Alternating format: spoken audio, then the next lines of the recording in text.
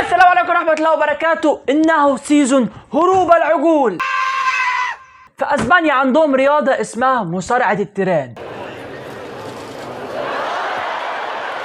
إنما في مصر دي مش رياضة، ده ولعت فرحة قررت النهارده نشوف مع بعض هروب العقول من الجزارين، لان دي الفيديوهات المقربه الى قلبي، فقلت اقربها الى قلبكم انتوا كمان عشان انتوا حبايبي، وزي ما انا اتفرج على حاجه تضحكني اضحككم معايا. جميلك ده جميلك ده فوق دماغي، من فوق دماغي. قبل ما نبدا فيديو النهارده لازم تنزل تشترك في القناه، تفعل زر الجرس، تعمل لايك فيديو، توصل اكبر عدد من اللايكات، والنبي لا تشترك في القناه. والنبي هتجيب كده، والنبي هتجيب كده، ربنا يخليك، والنبي هتجيب كده، والنبي يا عمي، وحياة امك هتجيب كده. عايزين نوصل 250,000 مشترك، لان لما هوصل 250,000 مشترك بفكر كده اعمل لكم مسابقه ولا حاجه كده، ايه توب التوب. يا عم عيب يا عم، استغفر الله العظيم يا رب. شوف بقى ايوه، فكروني في اخر الفيديو اكلمكم عن السيت اب وسر اللبس لللبس ده، بس في اخر الفيديو. دلوقتي فلنبدا مع اول فيديو. الحاج ده عيني واقف، يلا ضاع مستقبلك يا حد يمسك العجل من ودانه. هي العجول اصلا في العيد بتبقى، بص عارفين ان احنا رايحين، فهم بيروحوا بقى ايه، ولا وسع على اوعى يالا. فدلوقتي بقى هنشوف حبه عجول ضرب نار ضرب نار. بص بقى يلا بينا نخش على اول عجل بقى بيهرب هروب. بصوا بقى العجل ده، سلام عليكم، انتوا بتحلقوا انا شويه وهدام احلق، قومولي بره. بصوا هيخش يلف لهم جسمه يطلعهم كلهم بره. ايوه يا عمرو يا حلاق. ايه يا عم؟ الدكتور قاعد في الصيدليه بيقضي عيده في الصيدليه، راح العجل، انت بتقضي عيدك جوه ولا انا اخش عيد عليك جوه بقى؟ عندكم شامبو يعني حران هيندبح كمان شويه حران، فقال لك انا انزل في الترعه كده ايه ابلبط شويه. الناس سابته في حاله ما سابتوش، نزلوا له في الترعه وراحوا مطلعينه. هو لقى نفسه طلع من هنا قال لك طلعتوني، طب تعالوا لي، نزلهم كلهم هم الترعه. الحاج احمد واولاده، بص بقى الحاج احمد كانوا جايبين عجل بيرقصوا مع دانس.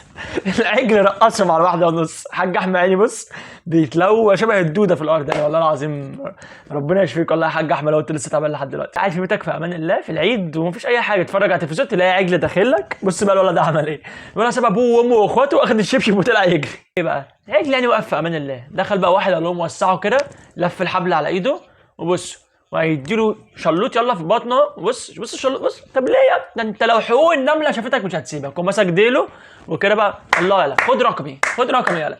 بص اتفرج. بص بقى العجل هيعمل في ايه. العجل لفله وبص جيب، تعالى تضرب مين يا تضربني انا يا ابني، تعالى لي يعني. بص داس عليه واداله براسه. ده بصراحه ده الناس اللي هي بتبقى شبه كده دي تستاهل، اذبحوا يا عم من سكات. العجل بقى اللي جاي ده كوم تاني. تخيل تبقى انت يعني مسافر مثلا لاهلك كده ولا حاجه، يقابلك على المحور عجل هربان. بص بقى عمال رايح يمين في شمال يمين في شمال، تنزل انت عشان السكه واقفه يقوم جاي شمتك واحده مش موتك واحده يرجعك بلدك تاني. كله كوم بقى والجمل ده كوم. بصوا 50 واحد واقفين، تعالوا لي اوعى وسع. المشكله في حاجه، الجزار ماسكه وبيجري قدامه، يعني المفروض يجري ورا الجمل عشان يلحقه، او بيجري قدام الجمل. حول الله يا رب. ده اي حد يتفرج على الذبيح والحاجات دي يتفرج من على بعد 50 متر. هنا بقى لما تبقى جايب خروف مش بفلوس حرام، انت جايبه من غير فلوس. بس خروف واقف في امان الله في الدور السادس، ارجع انت بقى لورا وبص على الشباك وايه السلام عليكم. طريق السلام انت. بس بقى العجل ده الجزار مفكره عنده رجلين اتنين بس قدام وساب اللي ورا، فهو قال له لا انا عندي ورا كمان تعال. بس بقى ده يعني الحاج ده بس سايب رجوله وبتاع وماسكه من ودانه. طب يقول لك تعالى انت يعني انت مفكر ان ودني دي العقبه؟ لا تعالى لي بقى اوريك بقى. صعب عليا والله. العجل بقى ده بص حوار، بس ده سلام عليكم. ايوه يا عمرو يا حلاق، عايز اقص الجنبين وارفع السشوار عشان شعري هايش بطني مش بطني شعري خالص. بص بقى العجل والحمار، عندما يجتمع العجل مع الحمار يعني واقف في امان الله. العجل قال له انت عبيط ولا انا هتذبح وانت واقف لي كده، تعالى لي. شمعته واحده. الحمار يقول انا عملت ايه بص، والعجل بعد ما اداله وقف ولا مش اي حاجه حصلت عادي. ده الدمار الشامل. دلوقتي الناس كلها دخلت المبنى وخافت من العجل، انت واقف له ليه؟ اهو جرى وراك ضربك ودخل في عربيتين، ما كنت تسيبه يا عم، كان واقف في امان الله. بص ومش كده بس، بص هيطلع ما بين العربيتين جرى ناس يعني كانت واقفه ثانيه ليه بتقف تتحدى العجل قال له بتتحديني؟ محدش يتحديني، محدش يتحداني، محدش يتحداني. شباب زي الورد صليتوا العيد، اطلعوا على بيوتكم، بص بقى واقفين يتفرجوا، جالهم العجل قال لهم انتوا بتعملوا ايه؟ اتفرجوا على ما انتبهت عليهم، جروا وراهم كلهم. شخصين انا حاسس بيهم جامد قوي، الشخص اللي جوه العربيه البيضاء ده، بص العجل جاي عليه بالراحه، فده مش عارف يعمل ايه. بص يعني كان بيرجع وقف، هو قال لك انا هرجع لورا، ممكن يقوم جاي جري ورايا، اطلع قدام يجري ورايا. فبص ده واقف قلبه وقع في رجليه، بص مش قادر. العجل سابه، بص قال لك بس الحمد لله. بص بقى الراجل اللي رافع ايده الاثنين، السلام عليكم.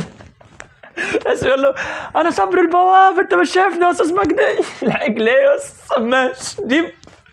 بص اربعه واقفين له، واحد بس ماسك له خشبه، هو ساب كله قال لك انت ماسك لي خشبه انا كده هخاف، طب تعالى لي. شفته بص واحده طياره مترين قدامه خلاها يسيب لي خشبه.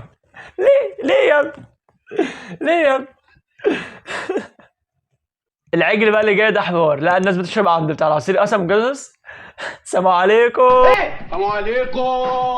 الثلاجه فيها ميه، قال انا جعان قوي. دلوقتي بقى انت بتنزل عجل حلو قوي، نزلته اهو، بس نزله جابوا يمين وراح جابوا شمال وراح مرجعه يمين تاني. العجل قال له انت هتدوخني والله انا ماشي، بس سحبه من عندي لحد اخر الشارع. طب ليه يا ابني؟ مش نزلته كنت تدخله على طول. بقى دول بس جايبين عجل، بس افتح لكم الصوت. فاكرة العجل اللي شال الجزار؟ فاكره العجل اللي شال الجزار وطلع عجل؟ فكرتي العجل ليه؟ اهو سامعك بصي افتكر راح ماشي كده، كان طالع والله سامعك، راح قال لا والله هو العجل اللي فات كان احسن مني، والله لو اوريكم الاكشن. بص اخد الجزار يمين وشمال، بص بقى يا نهار اسود، يا نهار خد الجزار مع اخر الشارع. قلت لي شال لك الجزار ده سحب لك الجزار، واحد بس على العجل ما بس ينفعش. بس كنت هاتوا اتنين. يا لهوي عجل لازم صعب عليا، شايف انا زي ما بضحك على الحاجات دي. وعشان انا حاسس ان انا اتريقت على الناس في محنهم، فكفايه لحد كده عجول وهنكمل خرفان.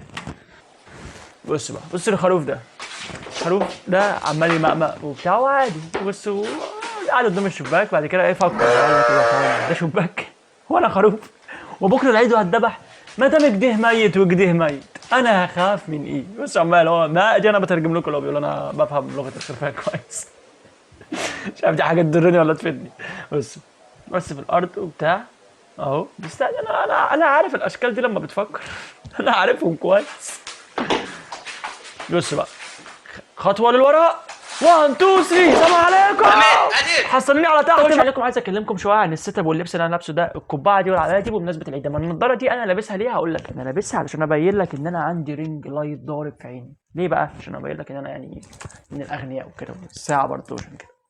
اما بقى حوار السيت اب ده، كنت عايز اعمل سيت اب كده وبتاع، كنت بجهز لكذا حاجه، بس طبعا العيد بتاعي لسه مخلص اصلا الامتحانات ومش عارف ايه، فقلت لا طب ما افوتش فيديو بتاع العيد ده، اعمل سيت اب كده باقل الامكانيات. اصلا كنت عايز اشغل لكم الفيديو دي على الشاشه، بس قلت كده كده انتوا مش هتتفرجوا اصلا معايا من على الشاشه، وهحط لكم الفيديو في المونتاج.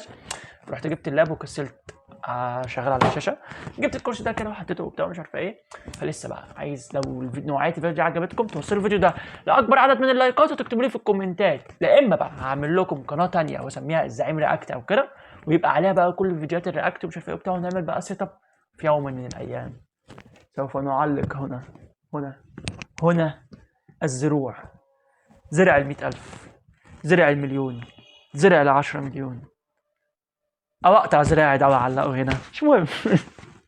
لا بجد اي حد عنده اي حلم خليك وراه وصدقه، لان انت يا ابني لو ما صدقتش نفسك محدش هيصدقك. بس وبما ان وصلنا لحد هنا، فما تنساش تشترك في القناه وتفعل زر الجرس، تعمل لك فيديو ده اكبر عدد من اللايكات، واشوفكم الفيديو الجاي. سلام.